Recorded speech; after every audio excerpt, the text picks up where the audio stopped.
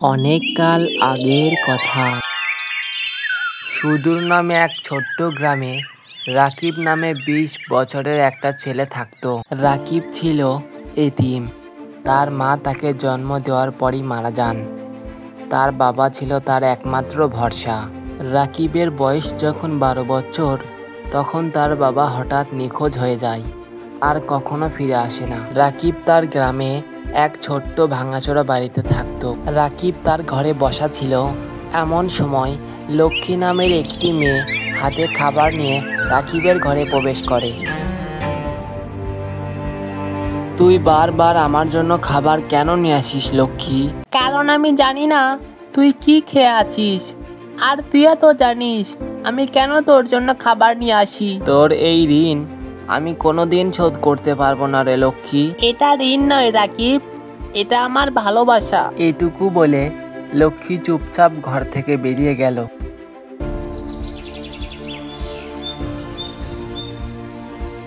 কিছুক্ষণ পর রাকিব খাওয়া দাওয়া শেষ করে ঘর থেকে বেরিয়ে গেল।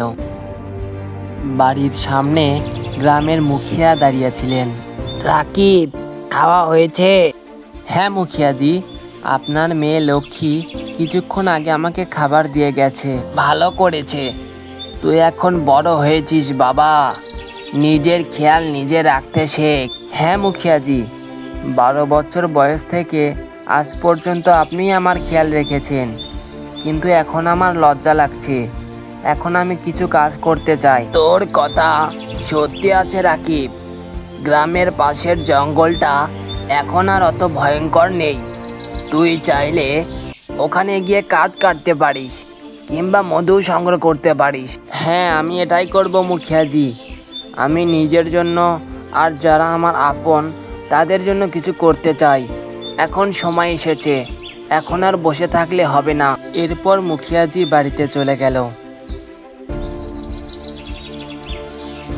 কিছুক্ষণ পর রাকিব জঙ্গলের দিকে রওনা দিল।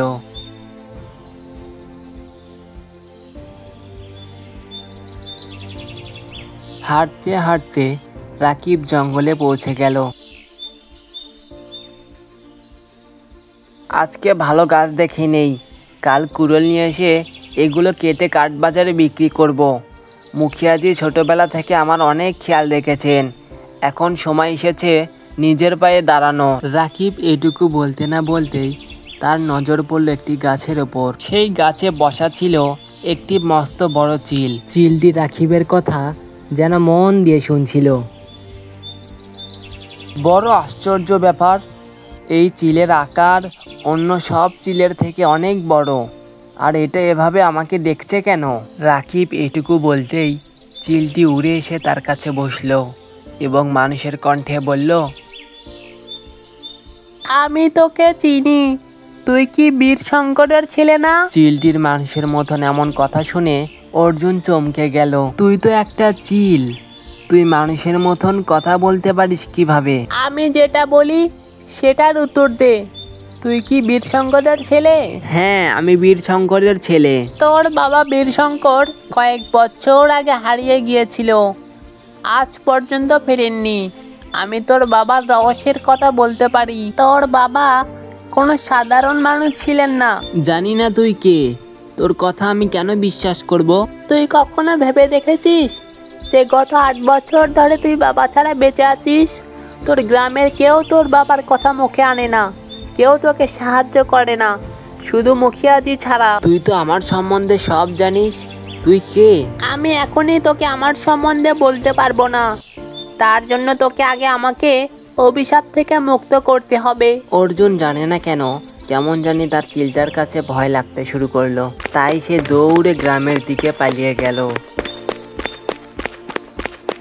বাড়ি এসে অর্জুন জোরে জোরে হাঁপাতে লাগলো এবং ভয়ে ভয়ে বলল, সেই জঙ্গলটা তো অনেক ভয়ঙ্কর।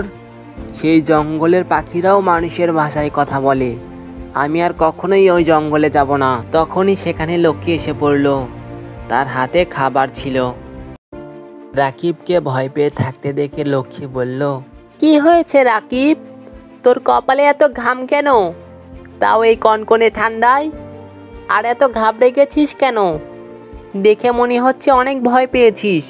কি হয়েছে আমাকে সব খুলে বল। রাকিব লক্ষ্মীর কাছে কোনো ঘটনাই লুকাতো না, কাঁপা কাঁপা ঠোঁটে সব কথাই বলে দিল।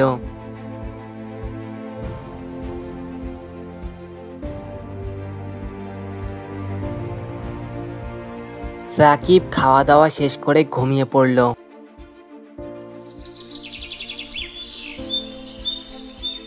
পরদিন সকালে যখন রাকিব ঘুম থেকে ওঠে তখন তার সব মনের ভয় কেটে গেল। সে বলল, আমি বোধহয় ওই চিলটাকে মানুষের মতন কথা বলতে দেখে একটু বেশি ভয় পেয়ে গিয়েছিলাম, কিন্তু ওর কথা আমার সত্যি মনে হয়। ও নিশ্চয়ই আমার বাবার সম্বন্ধে কিছু না কিছু জানে, আর সে ঠিকই বলেছিল, গ্রামেও আমার বাবার কথা কেউ মুখে নেয় না। আমি যখন মুখিয়াজির কাছে আমার বাবার কথা বলি সে এড়িয়ে যায়। শুধু এইটুকু বলেছিলেন, আমার মা আমাকে জন্ম দেওয়ার পরই মারা গিয়েছেন, আর 8 বছর আগে আমার বাবা জঙ্গলে গিয়ে নিখোঁজ হয়ে যায়, আর ফিরে আসেনি। রাকিব গভীর চিন্তায় ডুবে গেল, আর তারপর আবার ওই জঙ্গলের দিকে রওনা দিল। কিছুক্ষণ পর রাকিব সেই জায়গাটিতে দাঁড়িয়েছিল যেখানে চিলটির সঙ্গে দেখা হয়েছিল। তখনই সেই চিলটা উড়ে এসে হাজির হলো।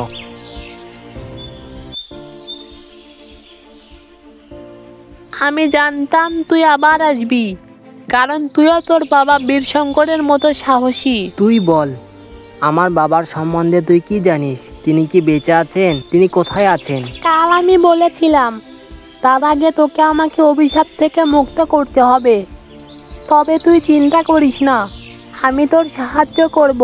তুই আমাকে তোর বন্ধু ভাব।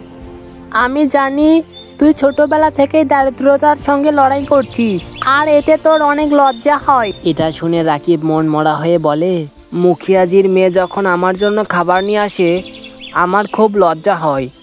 সে আমাকে ভালোবাসে, আমিও তো তাকে ভালোবাসি, কিন্তু এখনো নিজের পায়ে দাঁড়াতে পারিনি। শেষে কি মুখে মুখিয়াজির কাছে তার মেয়ের হাত চাইবো? আমি এই জঙ্গলের সব রহস্য জানি, তুই চল আমার সাথে। এই বলে চিলটি উঠতে লাগলো, আর রাকিবও সেই চিলের পিছু পিছু হাঁটতে লাগলো। কিছুক্ষণ পর চিলটি একটি গুহার সামনে থামলো, আর মাটিতে বসে বলল, এই সেই জায়গা রাকিব, তোকে এই জায়গাটা খুঁড়তে হবে। রাকিব একটুও দেরি না করে সেই জায়গাটা ভালো করে খুঁড়তে লাগলো। কিছুক্ষণ পর সেখানে একটা বাক্স দেখা গেল। তারপর চিলটি বলল, রাকিব, এখন এই বাক্সটা খোল। রাকিব বাক্সটা খোলার সঙ্গে সঙ্গে তার চোখ আশ্চর্য হয়ে গেল।